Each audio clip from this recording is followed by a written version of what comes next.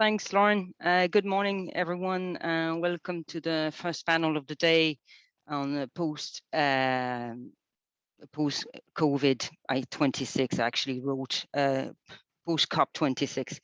So I'm Sophie Nicoullaud. I'm the Outreach Officer for Just Transition Green until now, and I'm an independent councillor in Dublin City Council.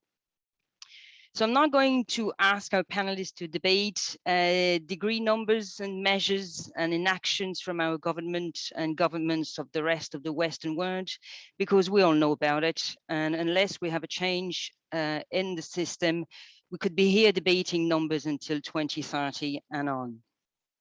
The system is one where Mayor Robinson said this week, major emitters are blocking progress on the battle against climate change.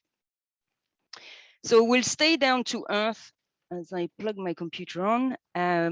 We'll stay down to earth today, and we'll just ask practical information from our panelists, and as well, we'll ask where are they at today. So the United Nations Conference of Parties 26 is now finished yesterday in Glasgow. And we'll get some fresh reactions from our panelists, and then we will all join them on stage for open discussion with everyone. So I hope you all join on stage with us. So I will introduce our three panelists. So unfortunately, Ross Greer, unless he comes, won't be able to make it today. So we have by alphabetical order, Ben Ryan, former Just Transition Green Comms officer.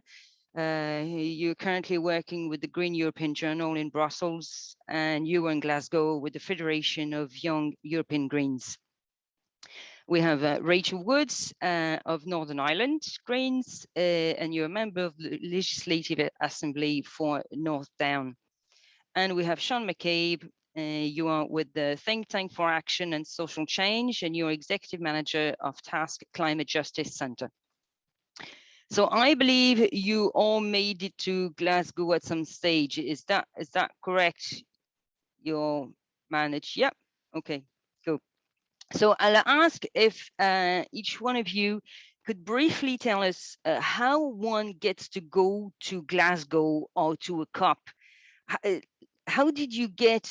Did you get an invitation, and who sent you the invitation? What organization sent you the invitation? Were you invited there, or one just show up there? And so all, if you can explain all just very down to practical things. And as well, then, what was your plan or your goal when you decided to go? So we'll start by alphabetical. Ben, if you can briefly explain to us that, please. Thank you. No problem, and good morning, everyone. So from my point of view, I think I was a little bit different to most participants in that I went with the Federation of Young European Greens. So they had 60 places which you would apply to, and then they would go through the applications and pick out a number of participants. Now, we were working outside of COP, so we were handling, organizing events around for activists in Glasgow. So we were involved with the European Green Party, the Scottish Greens, and the Green European Foundation in running a space called the Green Hub, which was a large activist space, basically for people from all sorts of political persuasions to come and attend sessions, organize, chill out for a while. Now, unfortunately, I actually didn't get into COP myself, but I do know a number of people who did. The passes to access the different stages of COP. So there's a number of different, there's the green zone, blue zone, all these different negotiation points. And it was extremely difficult to get passes this year, from what I was told. So you can either get a pass through NGO and civil society organizations or from the governments. And yeah, what I was told is it was extremely difficult. People do sometimes trade passes as well. If someone happens to be leaving a little bit early and there's still 2 days or something that someone could access, they then get their pass. But for the general public, you only get an observer pass, which is quite limited. It basically just allows you to access the first stage within the convention center where the negotiations are happening. So we were able to attend the climate march and do some sessions. We met other activists from around Europe and further beyond. which was great. So from my point of view, it was a lot more kind of networking, activist work in the background, and making links with other organizations as opposed to being directly involved in COP in any way. Great, thank you. Rachel, can you just explain the same? How did you get in? Did you get invited? How did you make it there? What was your plan or your goal for going to COP? Thank you. Thanks, Sophie, and hi, everybody. So I actually had no intention of going to COP because there was no way I was going to get a ticket.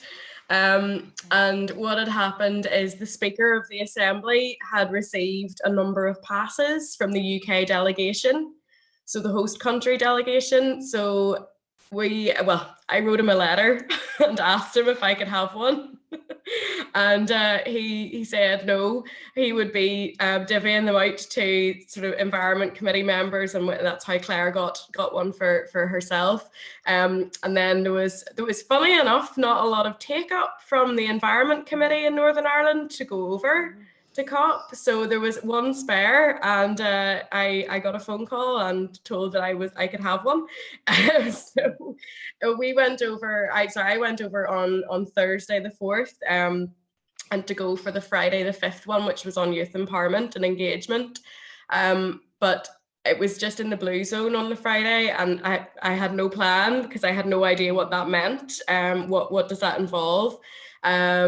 But went to the green zone on Thursday afternoon and did my assembly business from there and dialed in, which was great. It was really good to speak to people there.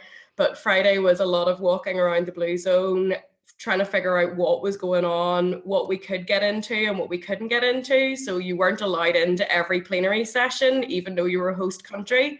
So Ben's gone over the passes. There was a lot of different passes, which we were very confused about, but we were allowed into a few things, and got to see the big globe, which was great.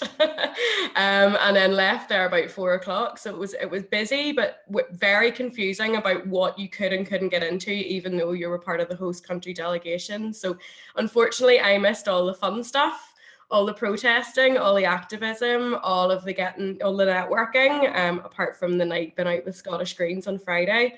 So everybody else seems to have had a great time over the weekend, but I had to come home for work, which is disappointing. But know that certainly Claire and Sinead and Jack, who were with us as the Green Party Northern Ireland group, had a great time, and we're at the Green Hub all weekend and going to hear all the panels and the talks and everything. Unfortunately, I missed most of them, but a very, very bizarre COP experience, from not being able to go to going and then missing most of the kids. Right, great, thanks. And so as you explain, and then I get to Seán. So there's you get into COP. So it's a big arena, I suppose, or is it a visitor center? And then there's the outside with all the activists. Okay. So there's 2 zones. There's the blue zone, which is an exhibition center, and it's basically an expo. If anybody's ever been to an expo, there's little pavilions and all inside it with different countries who've got, again, there's a lot of men in suits. That's like a lot of them. And then the green zone is a wee bit more informal, and it's got lots of stands and people are talking to you and they want to talk to you about, projects they're working on, or, about food systems and things like that. It's a wee bit more informal, and that's just across the river. And then basically the whole of Glasgow erupted into panel discussions and groups and the green zones and everything. It was much more informal outside on the streets, as it is and it should be. So 2 zones, very confusing about how one gets around them, but it's just it's lots of talking. Great, thanks. It seems there's two words in parallel, I suppose. Great. Seán, same question to you. How did you get there? Did you get invited, your organization? Who sent it to you? Did you receive an invitation from the UN, or is it the Scottish Parliament? And what was your goal and plan to go there? Thank you. Sure. I guess, I went on a party overflow badge, which was with the Irish government. It was interesting because I would have gone to COP25 on a party overflow badge, only 6 people. I remember the meeting that they organised for briefing before leaving, there was only 6 other people at it. And this year we had a Zoom call, there was maybe 65. So significant increase in the number of NGOs enabled to participate by the government. I think it is worth saying that from the start. From the Irish government? From the Irish government, yeah. Okay. Another point to make here is that, I think there's a lot of conversation about participation at COP, and it's been a massive issue, but we have to be clear on what the participation issue is. And so accreditation for COP, there's observer organizations and there's parties. Only parties can negotiate. It's a party-led process. So there's no reason why observers would be allowed to negotiate ever, right? So just to make that clear. The second point is that any organization can get accredited with the UNFCCC and then apply for badges, and the UNFCCC decide how many badges go to each organization. So that process is a bit Byzantine, right? Like you have to apply about 18 months in advance, but it is a process and it's very transparent and clear. And it is an obvious. What's happened is there's been this upsurge in interest in COP that I've never seen before. I've been going to COP for about 10 years. And people need to understand what COP is. I think part of the disillusionment with what's happening at the minute is a lack of understanding. There's no climate action at COP. It's literally the most boring process in the world where you decide the global rule book for the implementation of climate action at a national and local level.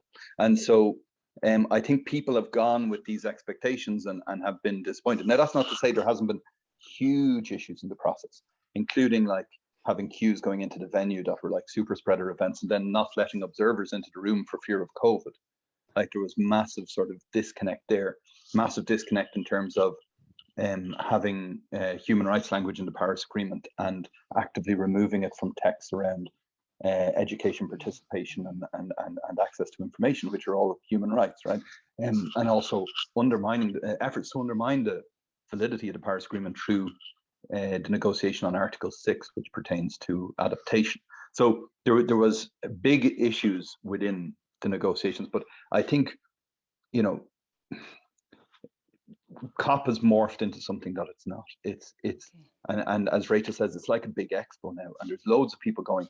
It's really good for networking for NGOs and getting to know people, but I think you can become very disappointed if you think you're going to go and influence the conversation and then find out that half the conversations are about designing the databases and agreeing the databases through which countries are going to report emissions, So just that, I think. And then one other really critical point, it's not over. The negotiations actually are continuing this morning, and in Madrid, it was on the Saturday morning that it all unraveled, and we lost the rule book and we lost the key elements of the substantiation of the Paris Agreement, which would allow for further implementation. So everything still hangs in the balance a little bit, though the vibes this morning seem to be that it will be relatively successful. Okay, great. And so what was did you have a goal or a plan? You say, okay, I'm going to COP26, that's what I'm going to do, or that's what I'm going to achieve. Apparently it's not about achievement. So what was your goal and plan, if you had one, or if one has to have one to go? Sure, yeah. I was there with the Children's Environmental Rights Initiative, which is a coalition of organizations around the world looking to embed children's rights into environmental processes. And so we were looking at Article 6 of the Convention as opposed to the Paris Agreement, which is about action for climate empowerment. So that's access to information, education, international cooperation, public participation, all those sort of elements. Really important stuff, but it's a backwater in the process, and always has been, just because countries focus on other things. And so our ambition was to secure within a new 10-year work program that's being developed under that agenda, a workshop next year on children and young people's participation in decision making, so that we could hopefully spin that out into a new COP decision. In the 30-year history of COP, there's never been decision focused on children and young people, despite what has been achieved by children and young people around the world in the last 5 years, in terms of focusing attention on climate action. So what we really want to do is get that formal recognition within the process, get young people's participation much more concretely recognized. And it takes a couple of years to do something like that. So we were just putting a procedural hook in this year so that we could build on it at COP27 in Egypt.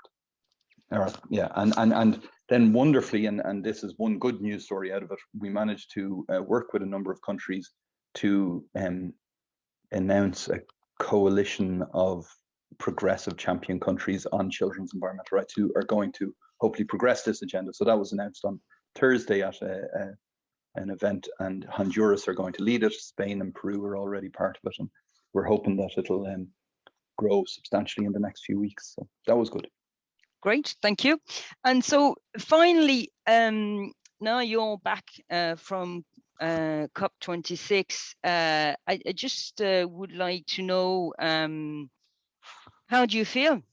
What's your first sentiment? Mainly, how do you feel after coming back from the COP26, Ben? Well, from a kind of a youth activist perspective, not great. We'll see, you know, when the agreement does come out, hopefully later today, we'll see what that entails. But, you know, as Seán rightly pointed out, like, COP is very much a political party negotiation process. And then a lot of the stuff that we do is on the sides, you know, that we're just there to try and apply pressure and to lobby different politicians and so on. So, you know, I will say I don't know the intricacies of the negotiations and how those events go, but we're just present to apply pressure. And I think we really did that. And as has been happening for the last number of years, you know, there's a couple of really, really, really good young climate activists who are really kind of sharpening focus on this issue. And it's great to see that they are slowly being involved in the process. But you know, from my personal opinion, I think it's too slow. You know, we've had youth activists for years campaigning on this issue, and it's quite tokenistic in how kind of people are dealt with. So I know some of the Federation of Young European Green delegates and a number of other youth activist observers who are able to get in. And, you know, they would be in sessions where world leaders are speaking about how great it is for the young people to be here, you know, that they're all getting involved and all this kind of thing. But at no point willing to engage. Like, there was a number of different attempts to kind of speak to different negotiators, and security would just brush past everyone. And, you know, we're all there to try and make a bit of a difference and do the best that we can, but we're absolutely not being engaged with. Okay. And sure, it's quite a rigid political process, but it's well within possibility for people to reach out and engage youth in this way. And I think this is why it's one of the reasons why people are getting more and more angry, and you're starting to see things like Cllr, and particularly in Britain at the moment, this Insulate Britain movement, where people are starting to get a lot more confrontational because people feel like they're not being listened to. And the rate at which agreements are being signed and changes being kind of put forward is too slow. So even when we see, you know, the 1.5 is quite aspirational, we probably won't hit that with this COP. But nonetheless, even if we do hit that, you know, we're still basically saying goodbye to certain sections of the planet at 1.5. So from a youth activist point of view, it's just too little, too late. And we feel like we're being left out of the process. So. Okay. Yeah, thanks, Ben. And Rachel, yeah, how do you feel? I suppose just really disappointed, and I suppose that maybe because I had expectations that were unrealistic, having never been to COP, didn't know what I was going in for and so on. So disappointed at the sort of the corporate style of it. I would maybe not have had that maybe this feeling now if had I been there for more of the informal events that were going on or taking part in the protests. But then also quite hopeful in a way, because I think everybody has seen that this is not going to be the fix-all, and are then a wee bit more energized to keep going. So it's not a case of, well, that's okay, we've done COP26 now, sure, we'll be fine. You know, we don't need to lobby anymore. We don't need to demand more of politicians or demand more for the people that are holding this. And I think this has opened up a whole new avenue of conversation. And I'm really glad to see just that even in Northern Ireland, we've got a youth assembly established now, which is brilliant. And one of their 4 key asks from government is on climate, which is great. So it's really reflecting, you know, it's in the same weekend that we were at COP, that was established, and that was what they put forward. So I think that's quite good. I am worried just about the expectations that have been put down from COP. You know, well, we're going to do this, we're going to do this. We obviously don't have an agreement, but what that looks like on the ground is so different, especially here. You know, in Northern Ireland, we don't have climate legislation, let alone anything that we need to do to get 1.5 degrees. You know, I'm concerned that this has just led to a lot more greenwashing, and that is what I've seen from COP. Is look at what we're all doing really well, but we're not. There's no urgency in any of this. This is all about slow incremental steps. That is not where we're at. We need radical change, and that thinking's outside COP. That's on the streets, that's on the protesters, that's in the panels, that's in the rooms that we're all in and discussing, and we know. But whenever we get into the decision making, it's all very slow, and, you know, don't be rushing, my guy, you know, calm down. And it's like, no, like, that was, you know, 50 years ago. Come on. So I suppose disappointment because of my own expectations of it, disappointing that certain things haven't really been on the agenda. Like, we're not talking about food. This is basic human right, but how important that is in terms of our climate breakdown and that whole system of food that goes around it, and waste, that's not even discussed. So there is a lot, and that's like even going down the youth voice or gendered roles or impact on different communities. So I think there's a lot to be disappointed in, but there's a lot to be taken away from that this is not over. This is the start of another another campaign. So lots there, I suppose, to unpack, but really mixed feelings. Okay, and then we keep going, I suppose, at the same time, right? Seán, how do you feel? I don't know. I guess I was a bit jaded going to COP. I wasn't expecting much from it. It got built up remarkably. I think the news coverage is really interesting and exciting to see that level of coverage. It should have been like that around Copenhagen, but it's not. It's now, and that's, you know, let's take it and use it.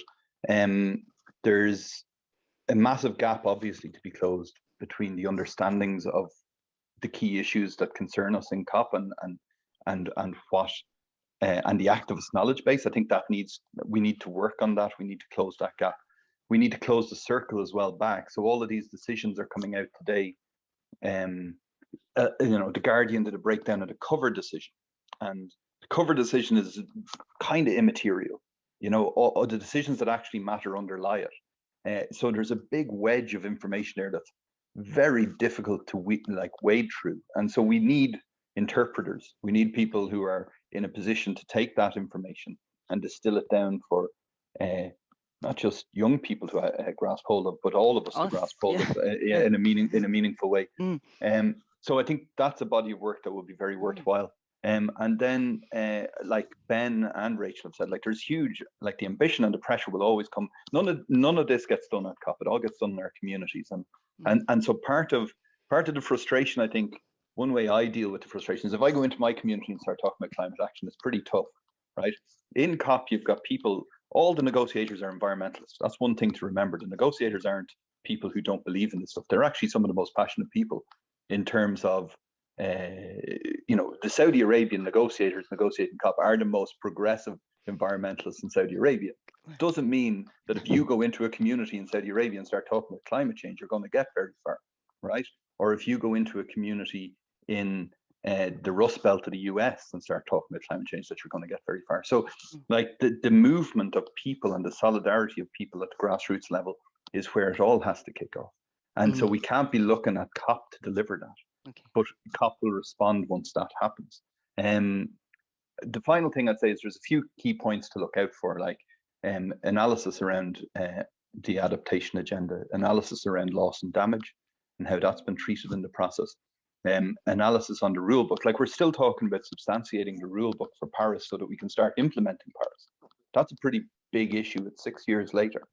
The Paris Agreement only runs till 2030. So like, we've a lot to do in that regard. So these are key things that if we can succeed in them, people, I'm not saying we should celebrate it, but people should draw a bit of hope from the fact that we've made that small step. Okay, cool, great. Thank you. Thanks everyone. So yeah, I just invite everyone to join the panelists on stage, and we just ask any questions. So Ben, I'll take you back to your role, or Oliver. How do we process for the questions? I suppose I see the questions here. Is that what it is, or can the people talk themselves? No, I'll probably read the questions. Okay.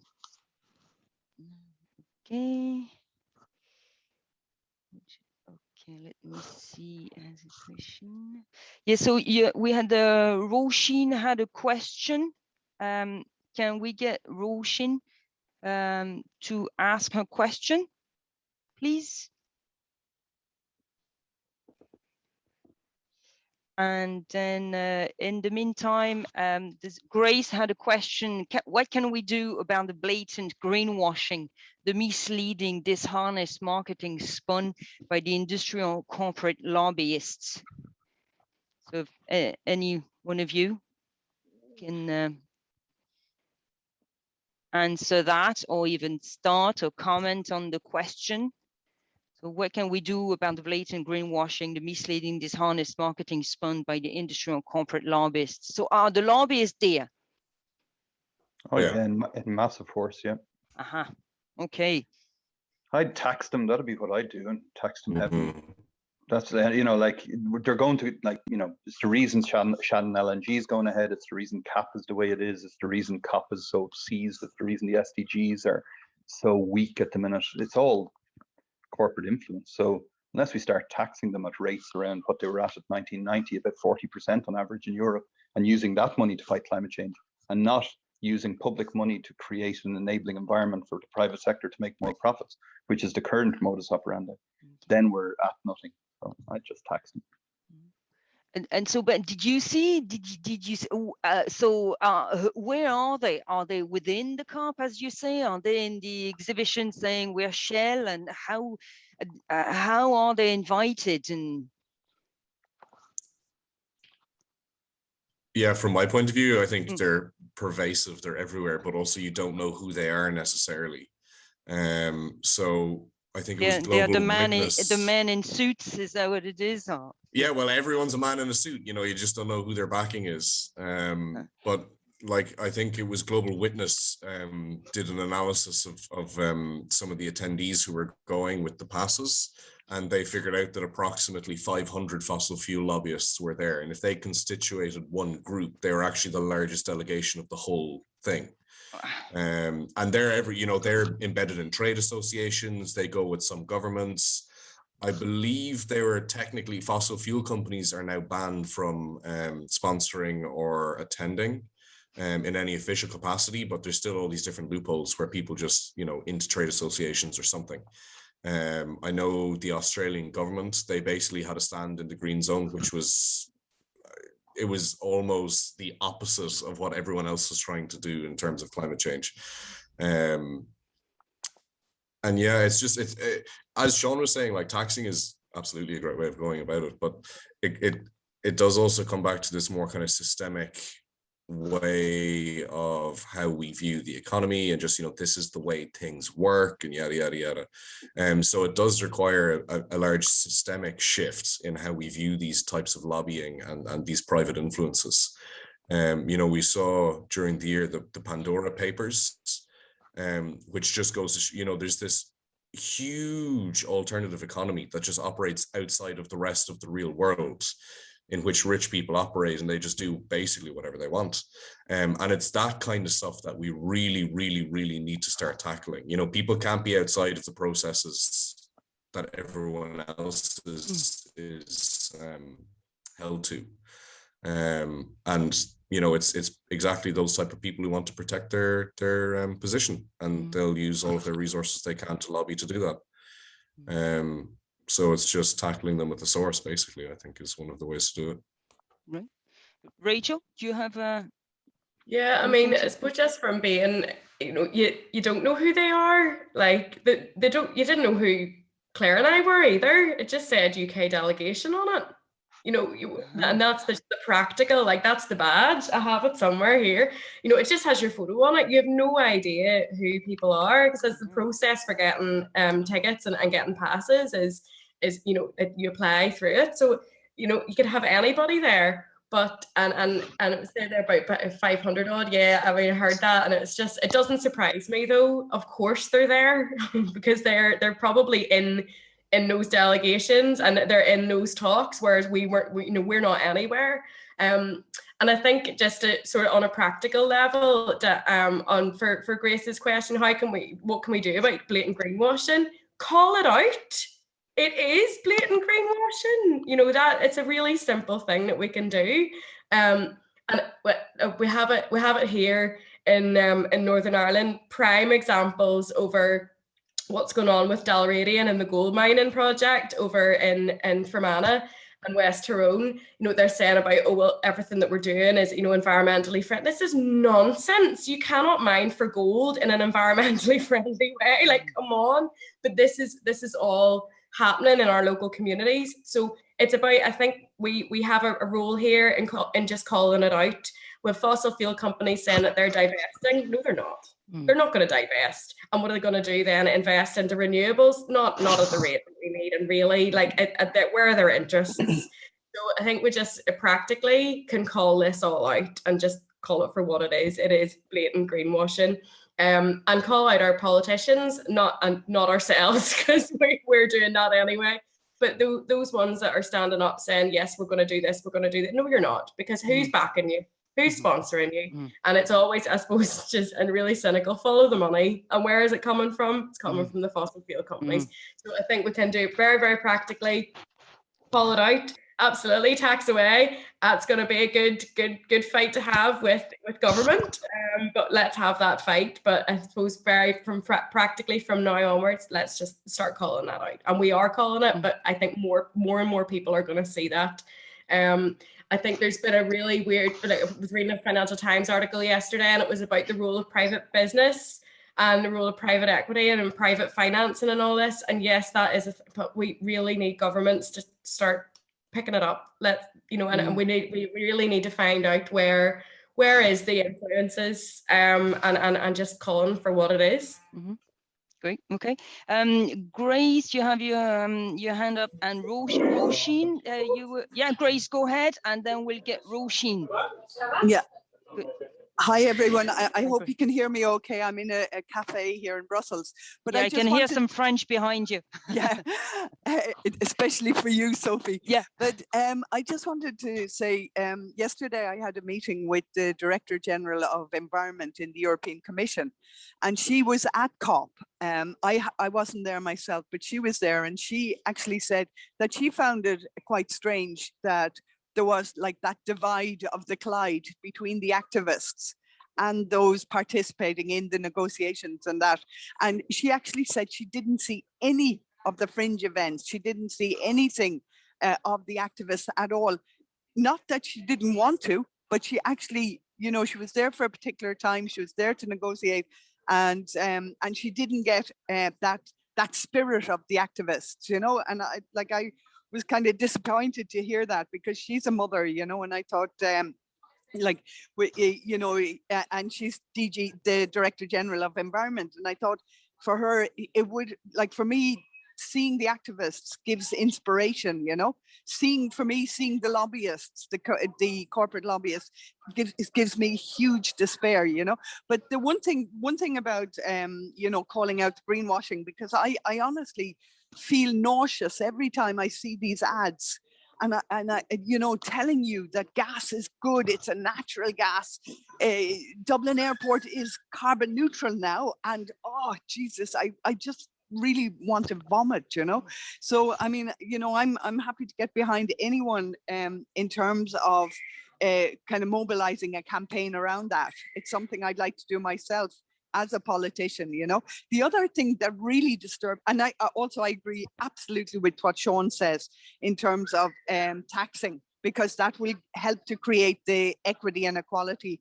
If those who are earning the most can be taxed. But where I have a huge problem as well is subsidies. So I'm working at the moment, and that's why I had the meeting yesterday with the Director General, because I'm working on the 8th Environment Action Plan programme to 2030. And what I am fighting tooth and nail, and it's the reason I wasn't at COP, is the subsidies. So the fossil fuel subsidies, all of the public money. So all of our taxpayers' money going to fossil fuel subsidies and to environment harmful subsidies. And what I'm trying to do is set down deadlines, because as I said to the Director General yesterday, if you put down a deadline, you'll focus minds. If it's wishy-washy, it'll go on forever, and we don't have time to lose, you know?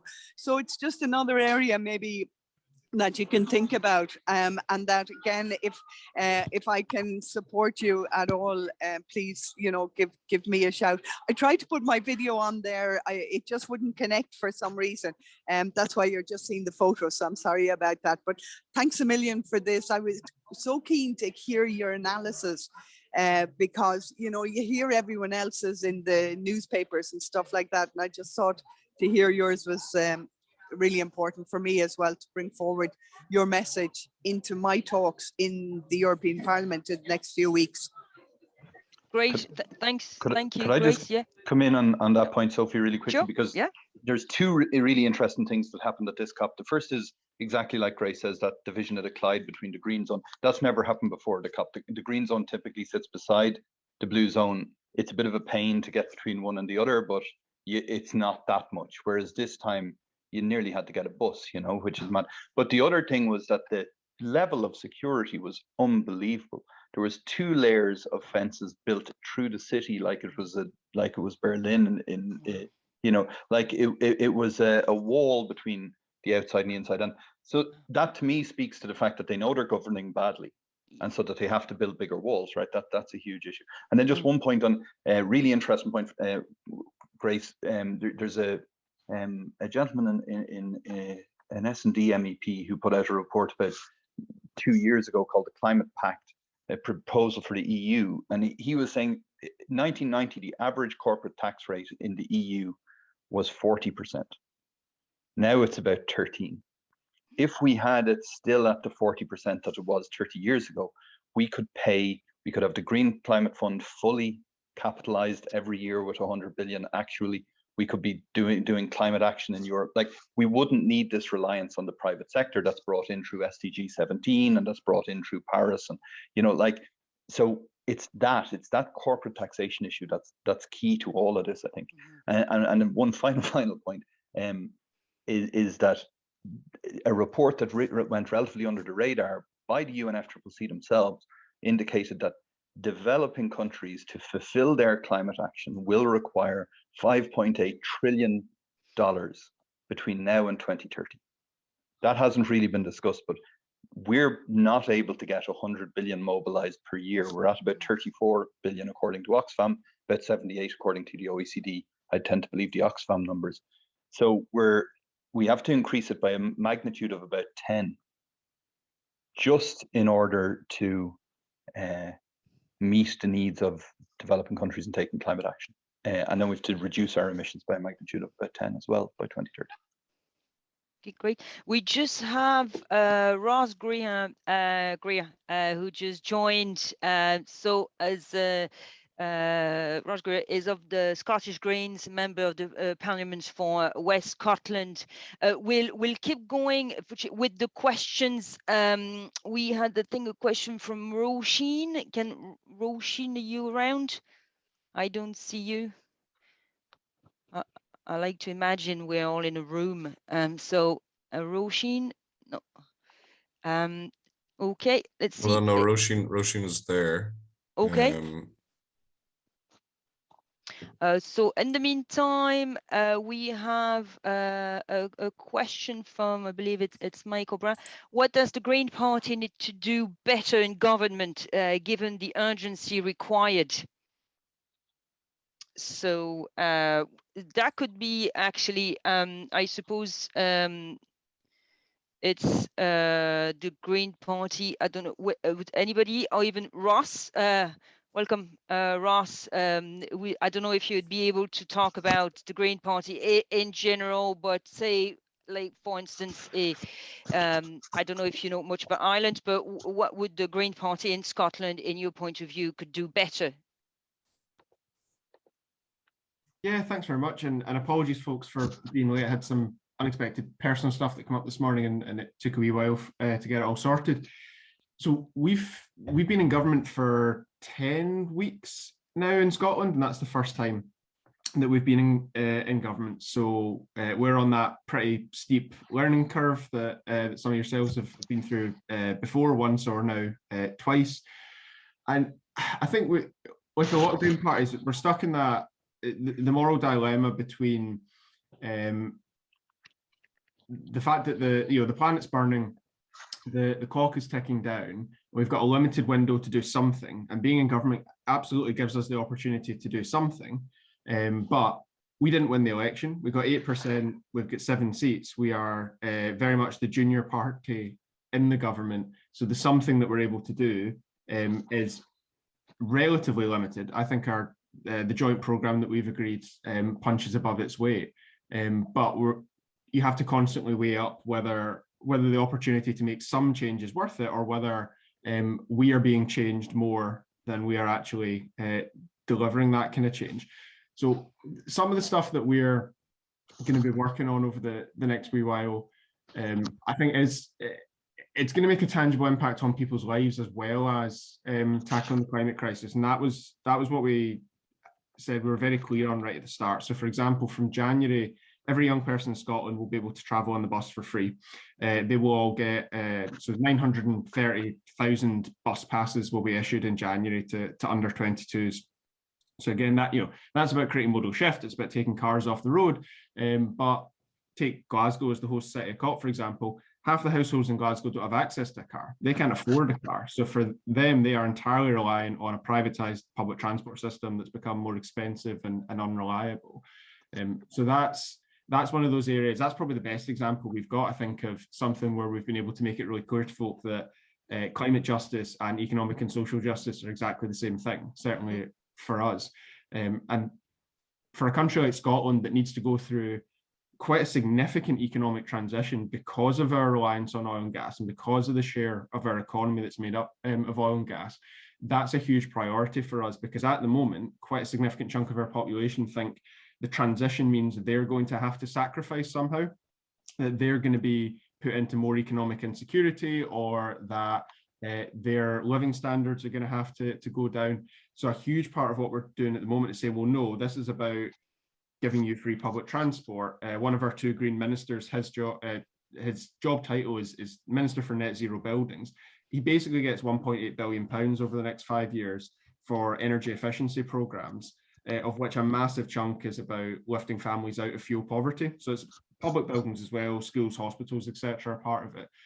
But what we're really pushing for, what we're prioritising, are the climate action initiatives that were in our manifesto, but that we know have that really tangible impact on folks' lives as well, because we won't get the buy-in that we need for that much wider economic transformation if the working class in particular think that this is about them sacrificing for the mistakes that someone else made. So that's what we're going to have to constantly be aware of. I can't tell you yet whether we're doing it well or not, because we've only been here for 10 weeks. Okay, great. Thanks, Ross. We have another question from Lauda saying that there's a lot of disillusion post-COP, and how do we keep grassroots activism motivated in pushing for changes from our government? And apparently you've all been saying that it is extremely important, and that's where maybe you see. So how do we keep that grassroots activism motivated? Anyone want to reply? Yeah, I'm happy to. Go- Oh, go on ahead, Seán. No, after you, Yeah. after you. Yeah. No worries. Well, I know you can get really disillusioned. I do most days. So it's really hard. Cllr and I, there's 2 of us in the assembly out of 90. We have no ministers, we have no powers, we've no access to information, we've no, we've no resources at all. We are backbench MLAs. However, we are the prime signatories on the first climate bill for Northern Ireland. And that was a response from civic society. So never underestimate the power of getting together and going, we need something to happen. Our executive isn't doing anything about it. So people came together. That was on behalf of nearly 200,000 people in Northern Ireland. That's the level of want in this. So that was drawn up by civic society. It had cross-party, nearly all party support at one time. That's slightly reducing, which is disappointing, but not unexpected.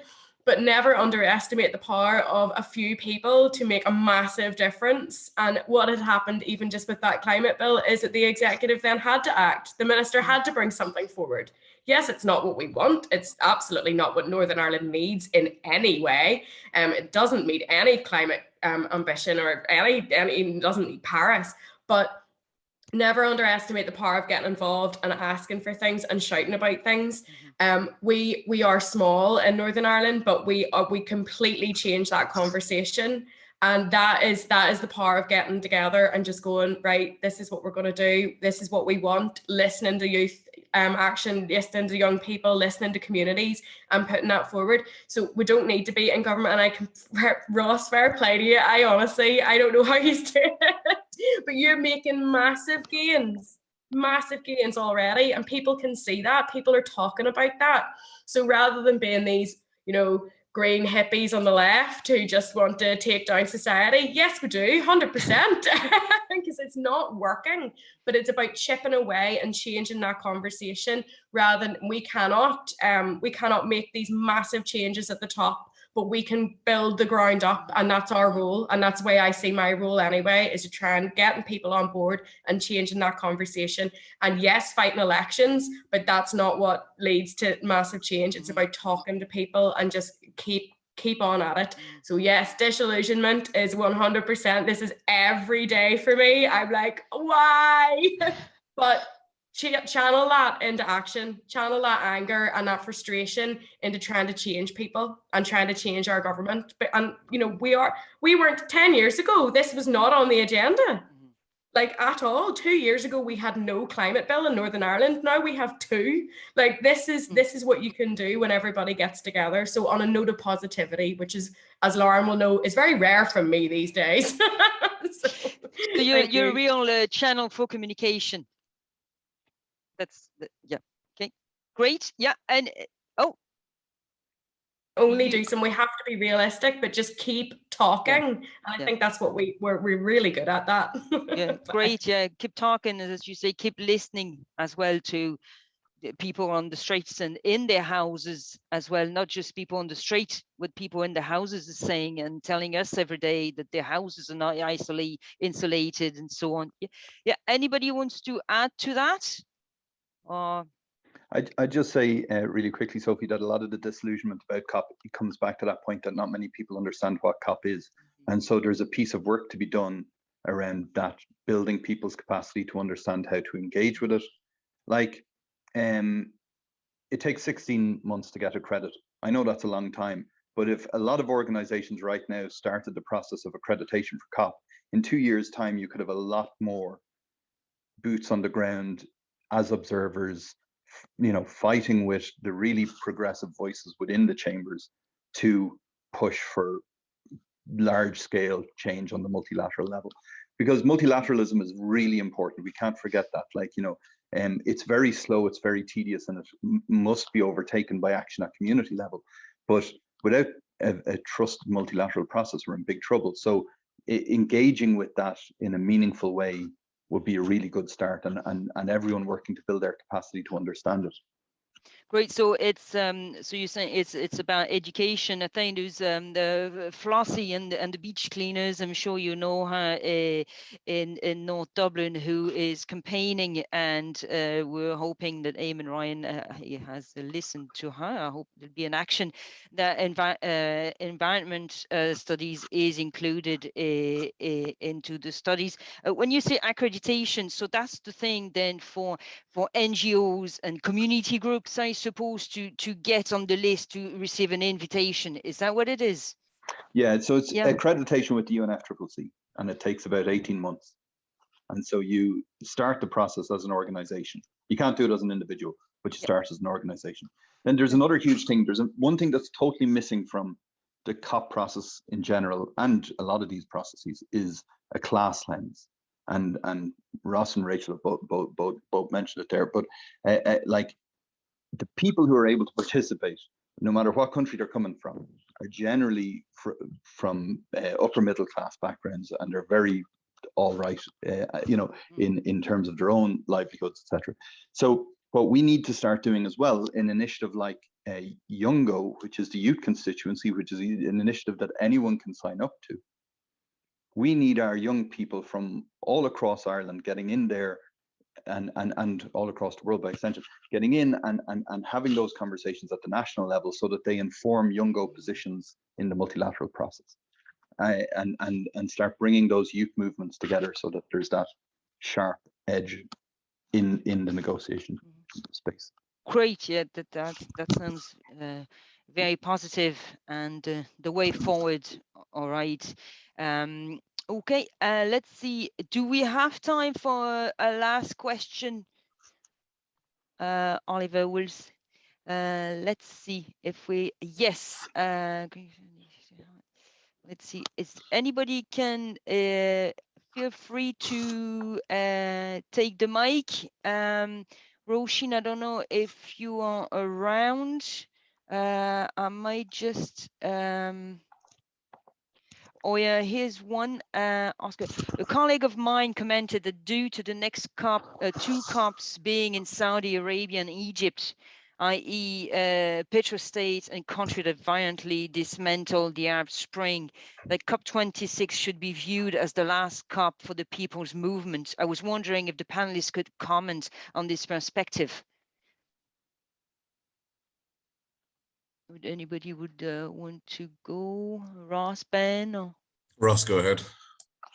Yeah, I mean, the next couple of COPs are going to be really hard for what we call civil society. I'm not convinced that's the right word for it a lot of the time. But the next couple of COPs are going to be really difficult on a bunch of levels. So both of them will be held in incredibly oppressive regimes. But it's not just about the nature of the government hosting. It's also the reality of anything held outside Western Europe, North America, or Oceania gets far, far less media attention and public focus from the global north. So we can partly put the blame here on the deeply oppressive governments of Egypt and Saudi Arabia, but we also need to face up to the reality of the white supremacist system that we live under, meaning that just by default, the fact that it's that bit further away means far less attention is actually going to be paid to it domestically in our countries. So that's the challenge for us in the lead up to the two of them, to make sure that there is still that level of focus, there is still that level of scrutiny, particularly on whatever mandate our governments are heading in to those negotiations with. The role of civil society at the next two is going to be, I think it's still up for grabs to some extent, because obviously neither of them will want the immense amount of bad press that would come from a particularly violent response to some of those who are coming. But what we should be doing now is trying to build links with the environment and climate movements in Egypt and in Saudi Arabia. Now, in Saudi Arabia in particular, that's incredibly limited. In Egypt, there are definitely folk that we can build those links and build those relationships with. But the expectations for both of those COPs are already remarkably low. I'm not convinced that we can radically alter that. And that's where it comes back to action at the domestic level, because the reality is that fewer folk are going to pay attention to it here. Governments from the global north are well aware of that and are not going to go into that one with the same desire for even the blah, blah, blah public greenwash that they had for Glasgow. But the movement building aspect of COP, which has been incredibly useful at a number of previous COPs, is going to be vastly, vastly diminished at the two of those. It is, though, an opportunity for us to provide solidarity and really practical resources and support to the climate movement in two countries where it is brutally oppressed and where it receives almost no international solidarity and support for most of the rest of the time. So we should see it as, that there's an opportunity there. It's to do something really difficult, but it's to do something that I think we absolutely have that moral obligation to do, because we should have been doing it a long time ago. Great, that's very interesting. Does anybody else want to comment on that, on the next two COPs? I just say it's an opportunity to infiltrate the process, because if we know that there's not going to be people on the streets, then it is more important to get people in the negotiation space. And also, it's worth noting that in Doha in 2012, we got a really progressive decision on gender in the UNFCCC process. So, just because the president isn't a particularly progressive entity doesn't mean that you can't advance ambitious agenda items, but that work starts now. The mistake the movement always makes is to wait till 6 weeks before COP to try to start influencing the agenda. You have to influence the agenda from now. No, that's right. Yeah, thanks. Yeah, and then I suppose maybe that's when social media, which played a massive role in the Arab Spring, can be used as well. Yeah, Grace, you have your hand raised. Yep. Yeah, and don't forget, there's a huge other opportunity, and that's the COP biodiversity in Kunming in China, and that's coming up next year. So I really would ask everyone to remember that, okay, there's the COP26 on climate, but the biodiversity component is really important as well. And that's where someone like myself, that's where we connect with nature. And that is like the hope for me, because the COP26 is just oppressive in terms of greenhouse gas emissions, whereas the COP15 in Kunming will be, they'll talk about biodiversity and nature restoration, and the beauty of, for me, that's the beauty of nature and the beauty of the world around us, that a lot of people can connect to nicely, So it's something just to put on your radars.